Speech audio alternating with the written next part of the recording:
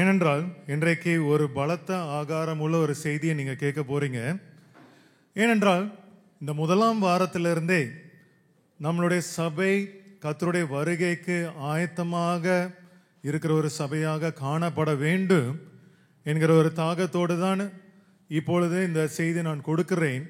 ஏனென்றால் இது ஒரு அடிப்படையான ஒரு காரியம்.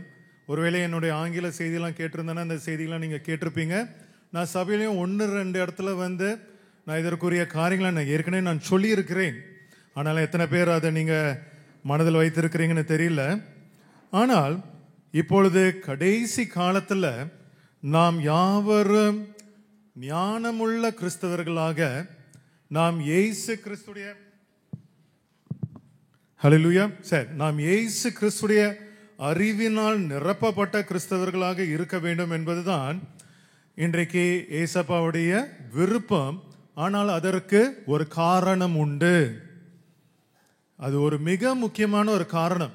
அதை நீங்கள் இன்னைக்கு அறிந்து கொள்ளும்படியாக தான் இன்றைக்கு ஒரு செய்தியை கொடுக்கிறேன். இந்த செய்தியை கிட்டத்தட்ட 4 மணி நேரம் 5 மணி நேரம் கொடுக்கலாம். ஆனால் நான் சுருக்கமாக எழுதி கொண்டு வந்திருக்கிறேன். முக்கியமான வசனங்களை மட்டும் எழுதியிருக்கிறேன். நிறைய வசனங்களை நான் எழுதலை.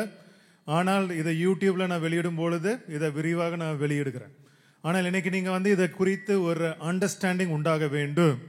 எல்லாம் வாலிபா பிள்ளைங்களாம் அந்த தூணு பின்னாடி இருக்கிறவங்களாம் கொஞ்சம் தயவுசெய்து முன்னாடி வாங்க, இல்லைன்னா வசனத்தெல்லாம் நீங்கள் வாசிக்க முடியாது. அதனால் நீங்கள் கண்டிப்பாக நீங்கள் இந்த செய்தியை கவனமாக கேளுங்கள். இன்றைக்கு நான் கொடுக்க போகிற செய்தி வேதாகமத்தில் இருக்கிற 2 ரகசியங்களை குறித்து. ஆமென். இதற்காக பாருங்க, முதலாவது ஒரு திருஷ்டாந்தம் தானியேல் கொடுக்கப்பட்டான். அது முன்பதாக கண்களை மூடி நாம் ஜெபிப்போம். ஏசப்பா, இன்றைக்கு இந்த வார்த்தையை நீர் தான் மன்னாவாக பிட்டு கொடுத்து எங்களுக்கு நீர் போதித்தருள வேண்டும். ஏசு கிறிஸ்துவின் நாமத்தில் ஆமென். இப்பொழுது பாருங்க, முதலாவது ஒரு திருஷ்டாந்தம் நம்மளுக்கு கொடுக்கப்பட்டிருக்கிறது. யார் என்றால் தானியேல். தானியேல் 1ஆம் அதிகாரம் எல்லாமே இங்கே வாசிருங்க. நான் ஸ்லோவாக போக மாட்டேன். ஏன்னா ஒரு டிவி செய்தி போல கொஞ்சம் ஃபாஸ்ட்டாக போனாதான் இது முடிக்க முடியும் 45 நிமிஷத்துக்குள்ளாக. அதனால இப்பொழுதுக்கே நீங்கள் பைபிள் எடுக்க வேண்டாம். நீங்கள் ஸ்க்ரீனை மட்டும் பார்த்து நான் சொல்லுகிற ஒவ்வொரு காரியத்தையும் கவனமாக கேளுங்க. இது மிக மிக முக்கியமான ஒரு காரியம். சரி, ஒரு திருஷ்டாந்தம் கொடுக்கப்பட்டிருக்கிறது. யார் என்றால் தானியேல்.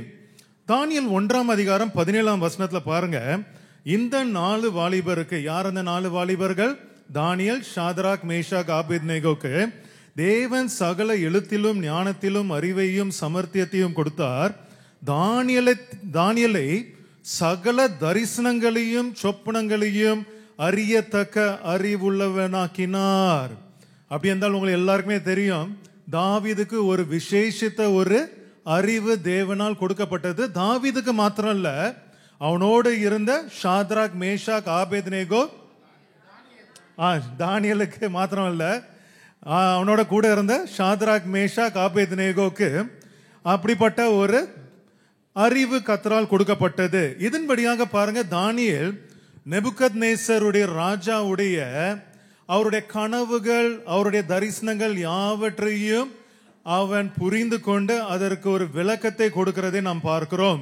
அது மாத்திரம் இல்ல, அங்க ஒரு கை விரல் மேனே மேனே தெற்கேல் உபார்சன் என்று எழுதுகிறது. அதற்குரிய விளக்கத்தையும் தானியேலுக்கு கொடுக்கப்படுகிறது. ஆனால் இவைகள் யாவற்றுக்கும், இந்த ராஜா கண்ட தரிசனங்களும் எழுதின வார்த்தைகளுக்கும் தானியேல் அறிந்து கொள்கிறதற்கு ஒரு அறிவு கொடுக்கப்பட்டிருந்தாலும், தானியேலுக்கு அவனுக்கு சொந்தமாக சில கனவுகள், தரிசனங்கள் வருகிறது. என்ன தரிசனங்கள் என்றால், 4 மிருகங்களை அவன் காண்கிறான். அந்த 4ஆம் மிருகம் ரொம்ப கொடூரமாக 10 பேசாதீங்க 10 கொம்புகளை உடைய ஒரு மிருகமாக காணப்படுகிறது. நீண்ட ஆயுசுள்ளவர், ஏன்ஷியன்ட் ஆஃப் டேஸ் என்று சொல்லப்படுகிற நீண்ட ஆயுசுள்ளவரை குறித்து ஒரு தரிசனத்தை காண்கிறான். அதன் பிறகு 2 ஆடுகளை குறித்து ஒரு தரிசனத்தை காண்கிறான். ஆனால் பாருங்க, இந்த காரியங்களை தானியேலால புரிந்து கொள்ள முடியவில்லை, அறிந்து கொள்ள முடியவில்லை. அதனால தான் பாருங்க, தானியேல் 8:17 பாருங்க, அங்க பாருங்க, காபிரியல் தூதன் தானியேலை நோக்கி சொல்கிற ஒரு காரியம், மனுபுத்திரனே கவனி, இந்த தரிசனம் முடிவு காலத்திற்கு அடுத்தது என்றான். ஆனா இது நிஜமாகவே முடிவு காலத்துக்கு அடுத்ததுன்னு கிடையாது. இது முடிவு காலத்திற்குரிய தரிசனங்கள் என்றுதான் கிரேக்க மொழியில எழுதப்பட்டிருக்கிறது. அடுத்தது ஒண்ணுமே கிடையாது, முடிவு காலத்துக்கு அடுத்தாப்புல எதுவுமே கிடையாது. அப்படி என்றால் இப்பொழுது தானியலுக்கு சொந்தமாக வந்த தரிசனங்கள் எல்லாமே கடைசி கால வெளிப்பாடுகளை குறித்து வந்த சொப்பனங்கள். ஆனால் இதை தேவன் ஏற்கனவே 1ஆம் அதிகாரத்தில் கொடுத்த ஞானத்தின்படியாக, அறிவின்படியாக அவனால் அதை அந்த அந்த சொப்பனத்திற்கும் தரிசனத்திற்கும் ஒரு விளக்கத்தை அவனால் கொடுக்க முடியவில்லை. அதன் பிறகு பாருங்க, இந்த சொப்பனங்களையும் இந்த தரிசனங்கள், கடைசி கால தரிசனங்களை அவன் அறிந்து கொள்வதற்கு தானியலுக்கு ஒரு அறிவு, ஒரு கிருபை கொடுக்கப்பட்டதா இல்லையா? கொடுக்கப்பட்டது. 1ஆம் அதிகாரத்தில் கொடுக்கப்பட்டது போல அல்ல, ஆனால் தானியலுக்கு மாத்திரமே கொடுக்கப்பட்ட ஒரு அறிவை தானியல் 9ஆம் அதிகாரம் 22ஆம் வசனத்துல வாசிக்கலாம். அங்க பாருங்க, மறுபடியும் தானியல் காபிரியல் தூதன் தானியல் முன்பதாக வந்து, அவன் எனக்கு தெளிவுண்டாக்கி என்னோடே பேசி, தானியலே உனக்கு அறிவை உணர்த்தும்படி இப்போது புறப்பட்டு வந்தேன். 1ஆம் அதிகாரத்தில் பாருங்க, ஒரு விசேஷத்தை ஞானம் கொடுக்கப்பட்டது. தானியலுக்கு மாத்திரம் இல்ல, அவனோட கூட இருந்த 3 நண்பர்களுக்கும் கொடுக்கப்பட்டது. ஆனால் இங்க தானியலுக்கு மாத்திரம் ஒரு விசேஷத்த ஞானத்தை காபிரியல் தூதன் கொடுக்கிறான். அது ஆங்கிலத்தில் அழகாக எழுதப்பட்டிருக்கிற பாருங்க, I come to give you skill to understand. அப்படி என்றால் ஒரு திறவுகோலை கொடுக்கிறதை பார்க்கிறோம். இது என்னதென்றால் ஒரு சாதாரணமான ஒரு திறவுகோல் இல்ல, சாதாரணமான ஒரு அறிவில்ல, ஆனால் இது ஒரு விசேஷித்த அறிவாக கொடுக்கப்பட்டது. எதற்கென்றால் கடைசி காலத்தின் வெளிப்பாடுகளை தானியல் அறிந்து கொள்ளும்படியாக இந்த அறிவு 2ஆம் முறையாக தானியலுக்கு கொடுக்கப்பட்டது. ஹல்லேலூயா. இதன் பிறகுதான் பாருங்க, தானியலுக்கு இன்னும் அதிகமான தரிசனங்கள் கொடுக்கப்படுகிறது. எப்படி என்றால், அந்தி கிறிஸ்துவின் காலத்துல 72 வாரங்களை குறித்த 70 வாரங்களை குறித்த ஒரு தரிசனம், அந்த அந்தி கிறிஸ்துவோடு செய்கிற 1 வார தரிசனம். அது மட்டும் அல்ல, மனுஷகுமாரனுக்கு ஒப்பான ஒரு காரியத்தை தானியல் பார்க்கிறான். இது எல்லாத்தையும் அவன் அறிந்து கொள்ளும்படியாக அவனுக்கு கொடுக்கப்பட்ட அந்த விசேஷ ஞானத்தினால் அவன் இதை அறிந்து கொள்கிறான். ஆனா அங்க பாருங்க, தானியல் 12ஆம் அதிகாரத்துல பாருங்க, அங்க நான் அதை கேட்டும் அதன் பொருளை அறியவில்லை, ஆகையால் என் ஆண்டவர் இவைகளின் முடிவு என்னமா இருக்கும் என்று கேட்டேன். ஏனென்றால் தானியலுக்கு அது என்னதென்று அறிந்து கொண்டான், ஆனா எப்பொழுது நடக்கும் என்று அவனுக்கு அறிந்து கொள்ள முடியவில்லை. அதன் பிறகு அங்க பாருங்க, அதற்கு அவன் யார், காபிரியல், தானியலே போகலாம், இந்த வார்த்தைகள் முடிவு காலம் மட்டும் புதை பொருளாக வைக்கப்படும், முத்திரிக்கப்படும் இருக்கும். ஹல்லேலூயா. அப்படி என்றால் தானியல், இது உன்னுடைய காலத்திற்கு அல்ல, கடைசி காலத்துல இது வெளிப்படுவதற்காக ஒரு புதை பொருளாக இப்போ இதை நான் முத்திரையிட்டு வைத்திருக்கிறேன் என்று அங்க காபிரியல் தூதன் சொல்கிறான். அப்படி என்றால் இந்த கடைசி கால வெளிப்பாடை யார் பெற்றுக்கொள்வார்கள் என்பதையும் பாருங்க, அங்க காபிரியல் தூதன் 10ஆம் வசனத்தில் சொல்கிறதை பார்க்கிறோம். அநேகர் சுத்தமும் வெண்மையும் ஆக்கப்பட்டு புடமிட்டப்பட்டவர்களாக விளங்குவார்கள். அவர்களுக்கு மட்டும் அது புரியும். ஆனா துன்மார்க்கரோ துன்மார்க்கராய் நடப்பார்கள், துன்மார்க்கரில் ஒருவனும் உணரான். இந்த கடைசி கால வெளிப்பாடுகளை துன்மார்க்கர்கள் ஒருவனும் உணரான், ஞானவான்களோ அதை உணர்ந்து கொள்வார்கள். ஹல்லேலூயா.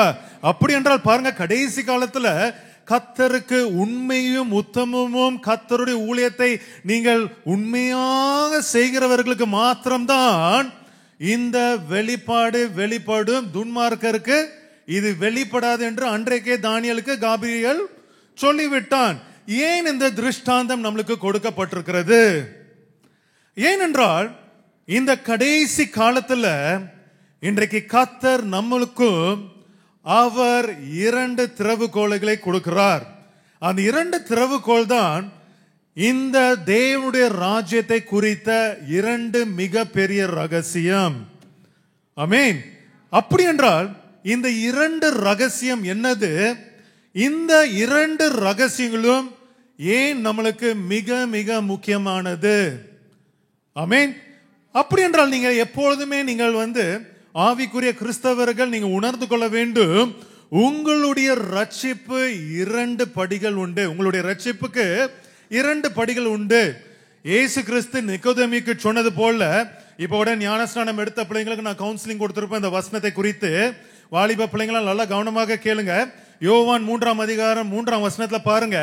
இதுதான் முதலாம் ஒரு அனுபவம். முதலாம் படி என்னதென்றால், ஒருவன் மறுபடியும் பிறவாவிட்டால் தேவனுடைய ராஜ்யத்தை காண மாட்டான் என்று மெய்யாகவே மெய்யாகவே சொல்லுகிறேன் என்று ஏசப்பா சொல்கிறார். அப்படி என்றால் ஒரு ரட்சிப்பின் அனுபவத்தை பெற்றவுடன், நீங்க யாருமே நீங்க புறஜாதியா இருந்தீங்க, ஏசப்பா யார் என்று அறிந்து கொள்ளாமல் இருந்தீங்க. ஆனால் இப்பொழுது நீங்க ஏசப்பா அறிந்து கொண்ட உடனே நீங்க ஏசப்பா கிட்ட உங்களுடைய உள்ளத்தை நீங்க ஒப்பு கொடுத்து விட்டீர்கள். இது முதலாம் படி. இதன்படியாக நீங்க மறுபடியும் பிறந்து விட்டீர்கள். நீங்க மறுபடியும் என்னது? பிறந்து விட்டீர்கள். ஆனால் இந்த படியின்படியாக நீங்கள் பரலோக ராஜ்யத்திற்குள்ளாக பிரவேசிக்க முடியாது. காண மட்டும்தான் முடியும். நல்லா கவனிங்க, காண மட்டும்தான் முடியும். அப்படி என்றால் பிரவேசிக்க வேண்டும் என்றால் இன்னொரு படி இருக்கிறது. அதான் 2 வசனங்கள் 5ஆம் வசனத்துல பாருங்க, ஏசப்பா சொல்கிறார், இயேசு பிரதியுத்தரமாக, ஒருவன் ஜலத்தினாலும் ஆவியினாலும் பிறவாவிட்டால் தேவனுடைய ராஜ்யத்திற்குள்ளாக பிரவேசிக்க மாட்டான். ஹல்லேலூயா. அப்படி என்றால் பிரவேசிப்பதற்கு எப்படி பிறக்க வேண்டுமா? ஜலத்தினாலும் ஆவியினாலும். அப்படி என்றால் முதலாம் படி அந்த 3ஆம் வசனத்தில் எழுதினது போல, நீங்க மறுபடியும் பிறந்து இயேசு கிறிஸ்துவை அறிந்து கொண்டீர்கள். ஆனா அங்கே நிறுத்தி விடக்கூடாது. அதன் பிறகு நீங்க தேவனை அறிந்து இயேசு கிறிஸ்து யார் என்பதை அறிந்து கொண்டு உண்மையான ஜலத்தினாலும் ஆவினாலும் நீங்கள் இயேசு கிறிஸ்து நாமத்தில் ஞானஸ்நானம் பெறுகிற பொழுதுதான் நீங்கள் பரலோக ராஜ்யத்திற்குள்ளாக பிரவேசிக்க முடியும். அது வரைக்கும் நீங்க காண மட்டும் தான் முடியும். ஓ, பரலோக ராஜ்யம் ஒன்று இருக்குது என்று நீங்கள் காண மட்டும்தான் முடியும். அப்படி என்றால் இன்றைக்கு நிஜமாகவே இங்கதான் பாருங்க, இந்த 2 ரகசியங்கள் அடங்கி இருக்கிறதை நாம் காண்கிறோம். நான் சொன்னேன் அல்லவா, 2 மிகப்பெரிய ரகசியங்கள். என்னதென்றால், முதலாவது நீங்கள் தேவனுடைய ராஜ்யத்தை காண்பதற்கு நீங்கள் முதலாம் ரகசியத்தை நீங்கள் பெற்றுக்கொள்ள வேண்டும். அதற்கு பெயர் என்னதென்றால் கிறிஸ்துவினுடைய ரகசியம்.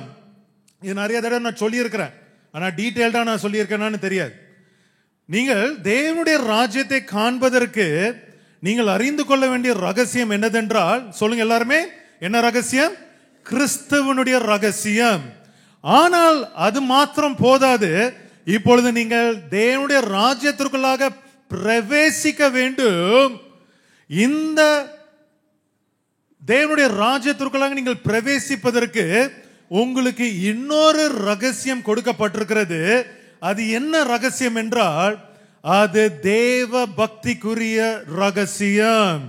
இல்லை என்றால் தேவனுடைய ரகசியம் என்று சொல்லலாம். என்ன சொல்லுங்க, 2வது ரகசியம் பேர் என்னது? தேவ பக்திக்குரிய ரகசியம். அப்படி என்றால் இந்த முதலாம் ரகசியம் கிறிஸ்துவனுடைய ரகசியம் என்றால் என்ன? இந்த கிறிஸ்துவனுடைய ரகசியம் என்றால் வெறும் ஒரு அடிப்படை, ஒரு ரட்சிப்பு மாத்திரமே. நல்லா கவனிங்க, கிறிஸ்துவின் ரகசியம் என்னது? வெறும் ஒரு அடிப்படை ரட்சிப்பு மாத்திரமே. நீங்கள் என்னது? மறுபடியும் பிறந்து விட்டீர்கள். ஏசப்பாவை அறிந்து கொண்டிருக்கிறீங்க, இரட்சகராக ஏற்றுக்கொண்டிருக்கிறீங்க. அவர் உங்கள் மேல் அன்பு வைத்தார். நீங்கள் அதன்படியாக நீங்க ஏசப்பா கிட்ட முழுமையாக ஒப்பு கொடுத்து, இனிமேல் நான் ஏசப்பா, நான் கிறிஸ்தவனாக வாழ விரும்புகிறேன், உங்களுடைய பிள்ளையாக வாழ விரும்புகிறேன் என்று சொல்லி நீங்கள் அர்ப்பணிக்கிறது தான் முதலாம் படியின் ரட்சிப்பு. இதற்கு தான் கிறிஸ்துவின் ரகசியம் தேவை. இது எங்கே நீங்கள் காணலாம் என்றால், எபேசியர் 1ஆம் அதிகாரம் 2ஆம், எல்லாம் வேதாமத்தை பார்த்தீங்கன்னா இங்க பாருங்க, இங்க பார்க்க மாட்டீங்க, அப்புறமா நீங்க பார்த்துக்கொள்ளுங்க, நீங்க வீட்டுல போய் வாசிங்க. அப்புறமா எபேசியர் 1ஆம் அதிகாரம் 2ஆம் அதிகாரத்துல பவுல் 2ஆம் ரகசியத்தை பேசினாரு. என்ன 2ஆம் ரகசியம் பேர் என்னது? தேவ பக்திக்குரிய ரகசியத்தை பேசி, ஆனா 3ஆம் அதிகாரத்துல பவுல் அவருடைய அனுபவத்தை, முதலாவது ரட்சிக்கப்படுகிற அனுபவத்தை குறித்து பேசி, அது என்ன ரகசியம் என்பதை அழகாக சொல்கிறார். பாருங்க, எபேசியர் 3ஆம் அதிகாரம் 1ஆம் வசனத்தை நான் வாசிக்கிறேன் பாருங்க. இது நிமித்தம் பவுலாகிய நான் புறஜாதியாயிருக்கிற உங்கள் பொருட்டு கிறிஸ்து இயேசுவின் நிமித்தம் கட்டுண்டவனாயிருக்கிறேன். யாருக்காக? புறஜாதிகள். ஏனென்றால் 2000 வருஷத்துக்கு முன்பதாக யூதர்கள் என்ன நினைத்துக் கொண்டிருந்தார்கள்? அவர்களுக்கு மாத்திரம்தான் இந்த ரட்சிப்பு, மேசியா அவர்களுக்கு மாத்திரம்தான் என்று அவர்கள் நினைத்துக் கொண்டிருக்கிற காலத்தில் பவுல் சொல்கிறார், புறஜாத இருக்கிற உங்கள் பொருட்டு கிறிஸ்து இயேசுவின் நிமித்தம் நான் கட்டுண்டவனாய் இருக்கிறேன் அப்படின்னு சொல்லிவிட்டு, உங்களுக்காக எனக்கு 2ஆம் வசனத்தை பாருங்க, எனக்கு அளிக்கப்பட்டிருக்கிற தேவ கிருபைக்குரிய நியமமும் இன்னதென்று நீங்கள் கேட்டிருப்பீர்களே. பவுலுக்கு கிடைச்ச தேவ கிருபை என்னது? அவன் தமஸ்கு ரோட்ல இருக்கும் பொழுது கிருபையாக இயேசப்பா அவனை சந்தித்து அவனை என்ன பண்ணார்? வெளிப்படுத்தி, இயேசு கிறிஸ்து என்னை துன்பப்படுத்துகிறார் யாருன்னு கேட்டவனே, என்னை துன்பப்படுத்துகிற இயேசு நான் என்று சொல்லி, என்னது ஒரு கிருபை நிமித்தமாக பவுலை அங்கு ரட்சித்தார். அங்கதான் அதுதான் அங்க பவுல் சொல்லுகிறார். அது என்னவெனில் 3ஆம் வசனத்தில் அவர் சொல்கிறார் பாருங்க, புறஜாதிகள் சுவிசேஷத்தினாலே உடன் சுதந்திரருமாய் ஒரே சரீரத்திற்குள்ளானவர்களுமாய் கிறிஸ்துவுக்குள் அவர் பண்ணின வாக்கு தத்தத்துக்கு உடன் பங்காளிகளுமாய் இருக்கிறார்கள் என்கிற இந்த ரகசியத்தை அவர் எனக்கு வெளிப்படுத்தி அறிவித்தார். இது எப்போ நடந்தது? அவர் எப்படி பவுல் முதலாவது அவர் இயேசு கிறிஸ்துவ இந்த தமஸ்கு ரோட்ல சந்தித்த உடனே அவர் கிருபையினால எப்படி ரட்சிக்கப்பட்டாரோ, அதே கிருபை நிமித்தமாக அவர் புறஜாதிகளையும் அவருடைய சரீரத்திற்குள்ளாக அவர் சுவிசேஷத்தினாலே அவர் ரட்சிக்கிறார் என்ற ரகசியத்தை பவுல் அறிந்து கொண்டானாம். ஹல்லேலூயா. இது எங்க அறிந்து கொண்டிருப்பான் என்றால், அவன் இயேசு கிறிஸ்துவை சந்தித்த பிறகு 3 வருஷம் அரேபியா தேசத்திலிருந்து இயேசு கிறிஸ்துவை கற்றுக்கொண்டான். அப்படிதானே? அப்படி என்றால் பாருங்க, அவன் சொல்கிறான் பாருங்க பவுல் 4ஆம் வசனத்துல, இதை குறித்து நான் முன்னமே சுருக்கமாய் எழுதியிருக்கிறேன். ஆனா அந்த நிருபம் நம்ம கையில இல்லை. ஒருவேளை அவர் எழுதியிருக்கலாம், ஆனா இதை குறித்து நான் முன்னமே சுருக்கமாய் எழுதியிருக்கிறேன் என்று சொல்கிறார். ஆனா அது நம்ம கையில் அந்த நிருபம் இல்லை. சரி, ஆனா 5ஆம் வசனத்துல பாருங்க, அதை நீங்கள் வாசிக்கல. எதை குறித்து எழுதியிருக்கிறார்? பவுல் அவருடைய ரட்சிப்பின் அனுபவத்தை அவர் எழுதி, அதன்படியாக புறஜாதிகளும் இந்த ரட்சிப்பின் அனுபவத்திற்கு பாத்திரவான்களாக கிறிஸ்துவானவர் தெரிந்து கொண்டிருக்கிறார் என்பதை தான் ஏதோ ஒரு நிருபத்தில் எழுதியிருக்கிறார். அதை நீங்கள் வாசிக்கையில் என்னத்தை எழுதியிருக்கிறார் பாருங்க, கிறிஸ்துவின் ரகசியத்தை குறித்து எனக்கு உண்டாயிருக்கிற அறிவை நீங்கள் அறிந்து கொள்ளலாம். ஹல்லேலூயா. இங்க பவுலானவர் என்ன சொல்கிறார்? ஒரு கிறிஸ்துவின் ரகசியம் ஒன்று இருக்கிறது. அது நான் எப்படி கிருபையாக ரட்சிக்கப்பட்டேனோ அதே போல புறஜாதிகளாகிய நீங்களும் கிருபையாக ரட்சிக்கப்பட்டிருக்க. நீங்க நம்மளும் புறஜாதிகள் தான். இன்னைக்கு அதன்படியாக நாமளும் கிருபையாக ரட்சிக்கப்பட்டிருக்கிறோமே. இதை குறித்து தான் நான் எழுதியிருக்கிறேன். இதற்கு பேர் என்னதென்றால் கிறிஸ்துவின் ரகசியம். கிறிஸ்துவின் ரகசியம் என்னது? 3ஆம் வசனத்துல தான் அதனுடைய பதில் இருக்கிறது. நம்ம வாஸ்தவம் அது என்னவெல், புறஜாதிகள் சுவிசேஷத்தினாலே உடன் சுதந்திரருமாய். ஏனென்றால் அந்த காலத்துல, பழைய ஏற்பாடு காலத்துல வெறும் யூதர்கள் மட்டும்தான் சுதந்திரங்கள், இயேசு தேவனுக்கு சுதந்திரவர்களாக இருந்தார்கள். புறஜாதிகளுக்கு கிடையாது ரட்சிப்பு. ஒரே சரீரத்துக்குள்ளானவர்களுமாய் கிறிஸ்துவுக்குள் அவர் பண்ணின வாக்கு தத்தத்திற்கு உடன் பங்காளிகளுமாய் இருக்கிறார்கள் என்கிற இந்த ரகசியத்தை அவர் எனக்கு வெளிப்படுத்தி அறிவித்தார். இதுதான் இயேசு கிறிஸ்துவின் ரகசியம். ஹல்லேலூயா.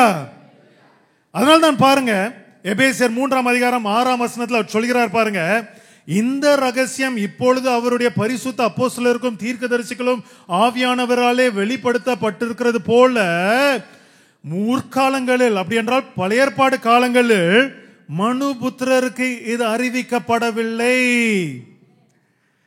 ஏனென்றால் யூதர்களுக்கு ஏற்கனவே ஒரு உடன்படிக்கை அவர் செய்தார். அப்படிதானே?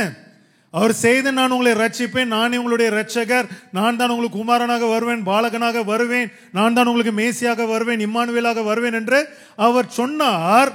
ஆனால் புறஜாதிகளுக்கு ஒரு ரட்சிப்பு இருக்கிறது என்பதை பழைய ஏற்பாடு காலத்தில் யாருமே அறிந்து கொள்ளவே இல்லை. அதான் பாருங்க, ஒரு புதிய உடன்படிக்கை செய்யும் பொழுது அவர் என்ன சொன்னார்? நான் உங்கள் தேவனாய் இருப்பேன், நீங்கள் என் ஜனமாய் இருப்பீர்கள். அந்த காலத்தில் யூதர்கள் என்ன நினைத்து கொண்டார்கள் என்றால், இது யூதர்களுக்கு மட்டும் தான் பேசுகிறார் என்று நினைத்து கொண்டார்கள். ஆனால் அது யூதர்களுக்கு மாத்திரம் அவர் சொல்லவில்லை, புறஜாதிகளையும் அவர் சேர்த்துதான் ஒரு புதிய உடன்படிக்கையை உண்டு பண்ணினார். ஹல்லேலூயா! எல்லாம் புரிந்து கொண்டவர்கள் அவர் ஹல்லேலூயா சொல்லுங்க இது வரைக்கும். அப்படி என்றால் இந்த ரகசியம் யாருக்கென்றால், இந்த கிறிஸ்துவின் ரகசியம் இன்றைக்கு முதற் பலன் விசுவாசிகளுக்கும், புறஜாதிகளாக வேறு விசுவாசத்தில் இருந்திருப்பாங்க, வேற தேவர்களை அவர் அறிந்து கொண்டிருப்பாங்க, அவர்களும் இயேசு கிறிஸ்துடைய சரீரமாகிய சபையில் சேர்த்து கொள்ளப்படுவார்கள் என்ற அந்த ரகசியத்தை தான் அவர் கிறிஸ்துவின் ரகசியம் என்று சொல்லுகிறார். ஹல்லேலூயா! இன்றைக்கு நிஜமாகவே நீங்களும் இந்த கிறிஸ்துவின் ரகசியத்தின்படியா தான், இயேசு கிறிஸ்துவின் ரகசியம் என்னது?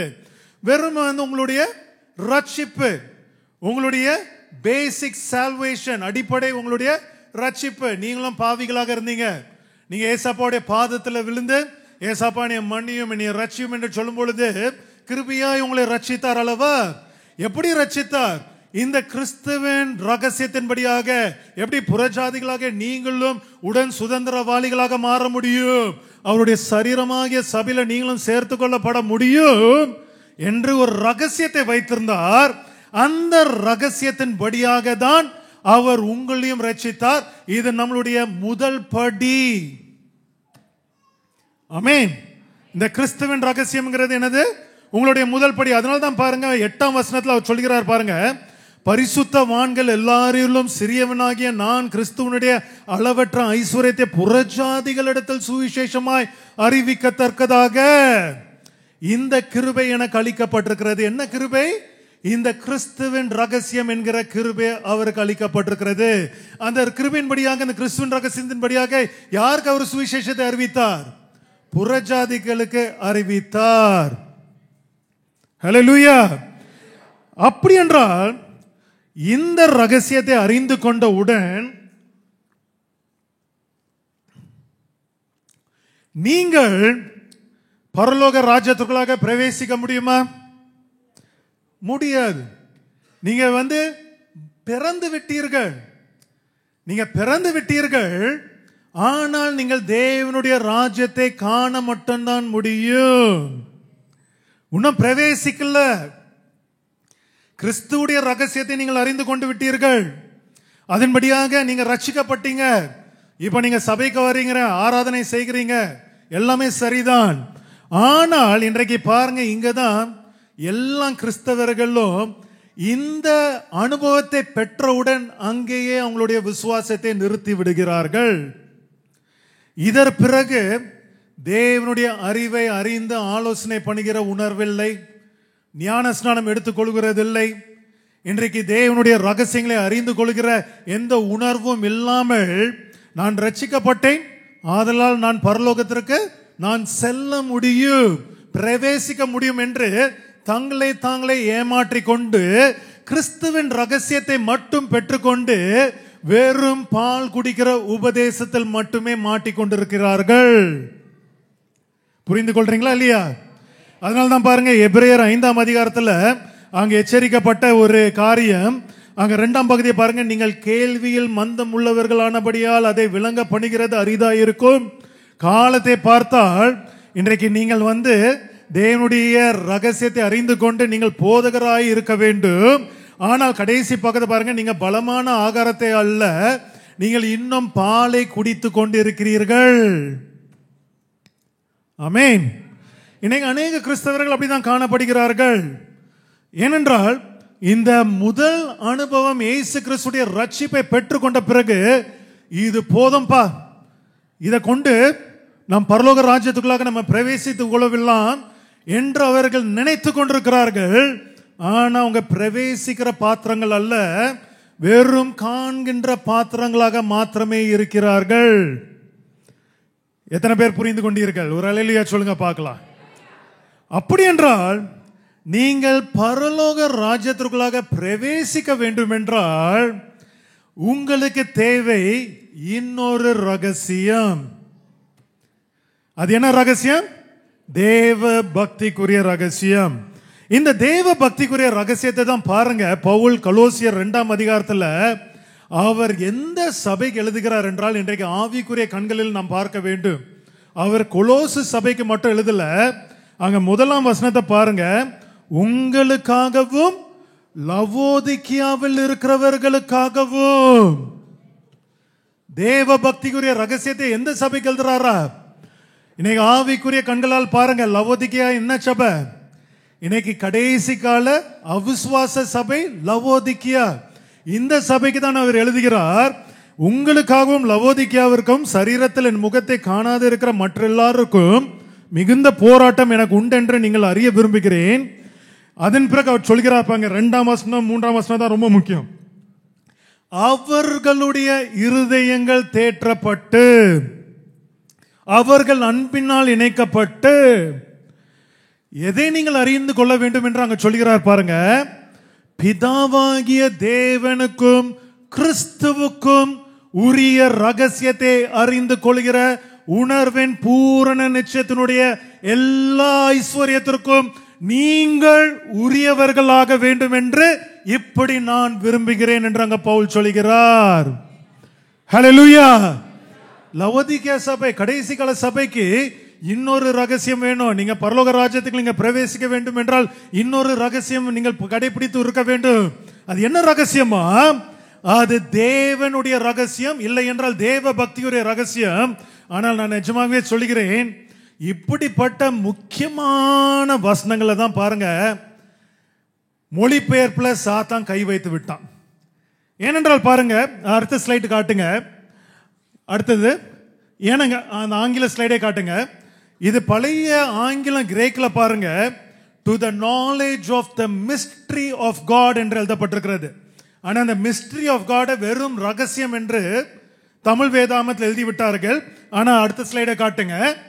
நீங்க பாத்தீங்கன்னா நிஜமாகவே எழுதப்பட்டிருக்க வேண்டிய வார்த்தை என்னதென்றால், பிதாவுக்கும் கிறிஸ்துவுக்கும் உரிய தேவ ரகசியத்தை, இல்லை என்றால் தேவ பக்திக்குரிய ரகசியத்தை நீங்கள் அறிந்து கொள்ள வேண்டும் என்று எழுதப்பட்டிருக்க வேண்டும். ஆனா அந்த தேவங்கிற வார்த்தையை விட்டுட்டாங்க. அது ஏனென்றால் அவங்க ஏன் பிதா தான் ஏற்கனவே எழுதிட்டுமே, ஏன் தேவன் எழுதணும்னு நினைச்சு அவங்க விட்டுருக்கலாம். ஆனா அங்க ஒரு முக்கியமான அந்த சொல் அது என்னதென்றால், பிதாவாகிய தேவனுக்கும் கிறிஸ்துவுக்கும் இருக்கிற ஒரு ரகசியம் இருக்கிறது. அந்த ரகசியத்திற்கு பேர் என்னது? தேவ பக்திக்குரிய ரகசியமா. இதை ஒழுங்காக மொழிபெயர்த்திருந்தா எல்லா கிறிஸ்தவர்களுக்கும் இதுக்குரிய பதில ஈஸியா நம்ம கொடுத்திருந்திருக்கலாம். என்னதென்றால் இதற்குரிய பதில் எங்க இருக்கிறது? இதற்குரிய பதில் எங்க இருக்கிறது? 1 தீமோத்தேயு 3:16. 1 தீமோத்தேயு 3:16 எடுத்துக்கொள்ளுங்க. அன்றியும் தேவ பக்திக்குரிய ரகசியமானது யாவரும் ஒப்புக்கொள்கிறபடியே மகா மேன்மையுள்ளது. இப்ப பாருங்க, பிதாவாகிய தேவனுக்கும் கிறிஸ்துவுக்கும் இருக்கிற ரகசியத்தை அங்க பவுல் வெளிப்படையாக சொல்கிறார் பாருங்க. தேவ குமாரன் மாம்சத்தில் வெளிப்பட்டார், அப்படி எழுதப்பட்டிருக்கிறது. ஒரு தேவனுடைய ஆட்டுக்குட்டி மாம்சத்தில் வெளிப்பட்டார், அப்படி எழுதப்பட்டிருக்கிறது. தேவனுடைய வார்த்தை மாம்சத்தில் வெளிப்பட்டது, அப்படி எழுதப்பட்டிருக்கிறது. இல்லை, தேவனே, பிதாவாகிய தேவனே மாம்சத்தில் வெளிப்பட்டார். ரொம்ப சிம்பிள். ஒரு அல்லேலூயா சொல்லுங்களேன். அப்படி என்றால் இரண்டாம் ரகசியம் என்னதென்றால், பிதாவாகிய தேவனுக்கும் கிறிஸ்துவுக்கும் உரிய ரகசியத்தை நீங்கள் அறிந்து கொள்கிற பிள்ளைகளாக இருந்தால் மாத்திரமே நீங்கள் பரலோக ராஜ்யத்திற்குள்ளாக பிரவேசிக்க முடியும். அது வரைக்கும் நீங்க வெறும் பார்க்க மட்டும் தான் முடியும். மிக மிக பெரிய எச்சரிக்கை, ரொம்ப சீரியஸா கேளுங்க. ஏனென்றால் இன்னைக்கு நிறைய பேர் இந்த கிறிஸ்துவின் ரகசியத்திலே மாட்டிக்கொண்டிருக்கிறாங்க. இது எனக்கு போதும் என்று சொல்லி மாட்டிக்கொண்டிருக்கிறாங்க. ஆனால் அடுத்த கட்டத்திற்கு வரணும், நல்ல பலமுள்ள ஆகாரத்தை உண்ணுவதற்காக வரணும். ஆனா அதுக்கு யாருமே வரல இன்னும். எந்த போதகர்களும் இதை கற்றுக் கொடுக்கிறதே கிடையாது. அப்படி என்றால் இன்னைக்கு பாருங்க, இதுதான் தேவ பக்திக்குரிய ரகசியம். என்னதென்றால், உங்கள் பிதாவாகிய தேவனே மாம்சத்தில் வெளிப்பட்டார். இதான் பிதாவுக்கும் குமாரனுக்குரிய ரகசியம். இத பேர் தான் என்னது? தேவ பக்திக்குரிய ரகசியம். அதனால தான் பாருங்க, அதே கொலோசியர் 2ஆம் அதிகாரம் 9ஆம் வசனத்துல பாருங்க, அங்க பவுல் சொல்லுகிறார், தேவத்துவத்தின் பரிபூர்ணம் எல்லாம், அப்படி என்றால் பிதா குமாரன் பரிசுத்தாவி ஆதியும் அந்தமுமானவர், அல்பா ஒமேகா, நித்திய பிதா, சமாதான பிரபு, சாரோனின் ராஜா, ராஜாதி ராஜா, கத்தாதி கத்தா போன்ற எல்லா விதமான தேவத்துவத்தின் பரிபூர்ணம் எல்லாம் யாருக்குள்ளாக வாசம் செய்கிறது? சரீரத்திற்குள்ளாக வாசம் செய்கிறது. அவ்வளவுதான். சரீர பிரகாரமாக அவருக்குள் வாசம் செய்கிறது. அப்படி என்றால் இந்த சரீரம் தான் என்னது? பிதாவாகிய தேவன் மாம்சத்தில் வெளிப்பட்ட சரீரம். அவர் தங்குவதற்காக அவருக்கென்று ஆயத்தம் பண்ணப்பட்ட ஒரு கூடாரம். இதுதான் புதிய ஏற்பாட்டின் கூடாரம். பழைய ஏற்பாட்டின் கூடாரம் மோசே கட்டின உடன்படிக்கை பெட்டி. புதிய ஏற்பாட்டின் கூடாரம் யார்? இயேசு கிறிஸ்துடைய சரீரம் தான் புதிய ஏற்பாட்டின் கூடாரம். அதனால தான் பாருங்க, அங்க அழகாக சொல்றாரு பாருங்க, 2ஆம் வசனம் திரும்பி வருவோம், கொலோசியர் 2ஆம் வசனம். அங்க தேவ ரகசியத்தை நம்ம அறிந்து கொண்டு எப்படி நம்ம இருக்கணும்னா, தேவ ரகசியத்தை பிதாவுக்கும் கிறிஸ்துவுக்கும் உரிய தேவ ரகசியத்தை அறிந்து கொண்டு 2ஆம் வசனம், அடுத்த வசனத்துக்கு வாங்க, அவருக்குள். நல்லா கவனிங்க, 2 பேர் இருந்தானே என்ன எழுதப்பட்டிருக்கணும்? அவர்களுக்குள், இல்லைன்னா இவர்களுக்குள் என்று எழுதப்பட்டிருக்கணும். ஆனா அங்க பாருங்க, பிதாவாகிய தேவனுக்கும் கிறிஸ்துக்கும் ரகசியம் இருக்குது. நீங்க இந்த அறிவுல வளர்ந்தால்தான் அவருக்குள், அப்படி என்றால் ஒரே ஒரு தேவன், ஒரே ஒரு மனுஷர், ஆமென், அவருக்குள் ஞானம் அறிவு என்பவைகளாகிய பொக்கிஷங்கள் எல்லாம் அடங்கி இருக்கிறது என்று எழுதப்பட்டிருக்கிறது. ஹல்லேலூயா. இதுதான் நாம் தேட வேண்டிய பொக்கிஷங்கள். ஆனா இன்னைக்கு எந்த கிறிஸ்தவனும் இந்த தேவ பக்திக்குரிய ரகசியத்தை தேடுகிறதே இல்ல. பவுல் அழகாக சொல்கிறார், இதை தான் நீங்க கடைசி காலத்துல தேடணும். இந்த ஞானத்தையும் இந்த அறிவையும் இந்த உணர்வு தான் உங்களுக்குள்ளாக இருக்க வேண்டும். ஏன்னா இங்கதான் எல்லா பொக்கிஷங்களும் அடங்கி இருக்கிறது என்று சொல்கிறார். எதுல? கிறிஸ்துவின் ரகசியத்தில் அல்ல, தேவ பக்திக்குரிய ரகசியத்தில் உங்க பொக்கிஷங்கள் இருக்கிறது. ஆனால் யாருமே அந்த பொக்கிஷத்தை இன்னைக்கு தேடுகிறதே இல்லை. அப்படி என்றால் இங்க பாருங்க, ஒரு எச்சரிக்கை கொடுக்கிறார் பாருங்க. இன்னைக்கு கடைசி காலத்துல அநேகர் நயவசப்பினாலே உங்களை வஞ்சித்து விடுவார்கள் என்று அறிந்துதான் பாருங்க அவர் எழுதி இருக்கிறார் பாருங்க. ஒருவனும் நயவசனப்பினாலே உங்களை வஞ்சியாதபடிக்கு இதை சொல்லுகிறேன். இன்னைக்கு அநேகர் என்ன திருத்துவ உபதேசத்தை கொண்டு வந்து நயவஞ்சகமா போதித்து எல்லாரையும் ஏமாத்திட்டாங்க. ஆனால் நீங்க ஏமாறக்கூடாது என்று அங்க பவுல் உங்களை எச்சரிக்கிறார். ஒரு ஹல்லேலூயா சொல்லுங்க பார்க்கலாம்.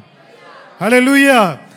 நீங்க நிஜமாகவே இதை முழுமையாக நீங்க அறிந்து கொள்ளணும்னா வீட்டில் போய் எபேசியர் 1ஆம் அதிகாரத்துல இருந்து 3ஆம் அதிகாரம், கொலோசியர் 1ஆம் அதிகாரம் 2ஆம் அதிகாரம், 5 அதிகாரத்தை வாசிக்க வீட்டில் போய் நீங்க அருமையாக கர்த்தர் உங்களுக்கு கற்றுக் கொடுப்பார். ஏனென்றால் பாருங்க, இந்த உபதேசமே என்னதென்றால், இந்த பிதாவுக்கும் குமாரனுக்கும் இருக்கிற உடன்பாடு என்னதென்றால், ஒரு ஆவியான தேவன், ஒரு சரீரமாகிய ஒரு குமாரன். அவ்வளவுதான். புரிந்து கொள்றீங்களா இல்லையா? ஒரு ஆவியான தேவன், இதான் ரகசியம். ஒரு ஆவியான தேவன், ஒரு சரீரமாகிய ஒரு குமாரன். அதான் பாருங்க எபேசியர் 4ஆம் அதிகாரத்தில் அழகாக சொல்றாரு பாருங்க. அதே அங்க தேவ பக்தியுடைய ரகசியத்தை அங்கேயும் பேசுகிறார். அவர் சொல்கிறார் பாருங்க, உங்களுக்கு உண்டான அழைப்பினாலே நீங்கள் ஒரே நம்பிக்கைக்கு அழைக்கப்பட்டது போல். நீங்க ஒரே நம்பிக்கைக்கு தானே அழைக்கப்பட்டிருக்கிறீங்க, அப்படிதானே? உங்களுடைய நம்பிக்கை என்னதாக இருக்க வேண்டும் என்றால், ஒரே சரீரமும் ஒரே ஆவியும் உண்டு. ஹல்லேலூயா. ஒரு குமாரனும் ஒரு பிதாவும் உண்டு கிடையாது. நல்லா புரிந்து கொள்ளுங்க. ஒரு குமாரனும் அவருக்கு ஒரு தகப்பன் உண்டு என்று அறிந்து கொள்வது உங்க நம்பிக்கை கிடையாது. உங்க விசுவாசம் நம்பிக்கை என்னதாக இருக்க வேண்டும்? ஒரே சரீரம், அதான் அவருடைய கூடாரம், அதான் மாம்சத்தில் வெளிப்பட்ட அவருக்காக ஆயத்தம் பண்ணப்பட்ட ஒரு சரீரம், அந்த சரீரமும் ஒரு ஆவியும் உண்டு. அதன் பிறகு 5ஆம் வசனத்தை சொல்கிறார் பாருங்க, ஒரே கர்த்தரும் ஒரே விசுவாசமும் ஒரே ஞானஸ்நானமும். இது சரீரத்தை குறித்து பேசுகிறார். ஏனென்றால் இப்பொழுது கர்த்தராக வந்திருக்கிறது எது? ஒரு சரீரம், தேவன் வாசம் செய்கிற ஒரு சரீரம். என்ன விசுவாசத்தை அறிக்கை செய்ய வேண்டும்? இந்த இயேசு கிறிஸ்து தான் எங்களுடைய பிதாவாகிய தேவன் என்று அறிக்கை செய்ய வேண்டும். அதை எப்படி உறுதிப்படுத்த வேண்டும்? ஒரே ஞான ஸ்நானத்தின்படியாக அதை நீங்கள் உறுதிப்படுத்த வேண்டும். அதனால்தான் அவர் அங்க சரீரத்தை குறித்து ஒரு கர்த்தர், ஒரு விசுவாசம், ஒரு ஞான ஸ்நானம் என்று சொல்கிறார். அதன் பிறகு பாருங்க 6ஆம் வசனத்துல அவர் ஆவியை குறித்து பேசுகிறார் பாருங்க.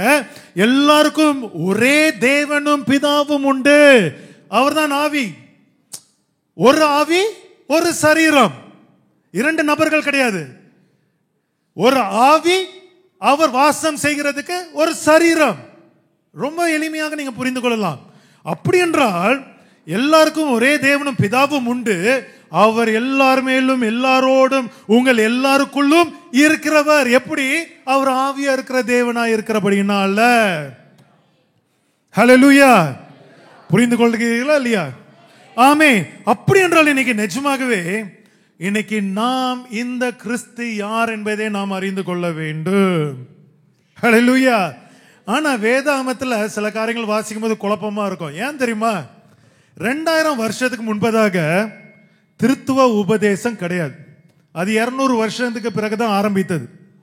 அப்படி என்றால் 2000 வருஷத்துக்கு முன்பதாக இந்த யூதர்களுக்கு, அவர்கள் பவுலா இருக்கட்டும், பேதுருவா இருக்கட்டும், சீஷர்களா இருக்கட்டும், அவர்கள் எதை கற்றுக் கொடுக்க வேண்டும் என்றால், இதோ வந்தார்ல ஒரு இயேசு கிறிஸ்து, நீங்கள் சிலுவையில் நீங்கள் அடித்து அவரை கொலை செய்தீர்களே ஒரு இயேசு கிறிஸ்து, அவர் வேற யாரும் இல்லப்பா, அவர்தான் உங்களுடைய பிதாவாகிய தேவன் என்று அவர்கள் அன்றைக்கு யூதர்களுக்கு சுவிசேஷமாக சொல்ல வேண்டும்.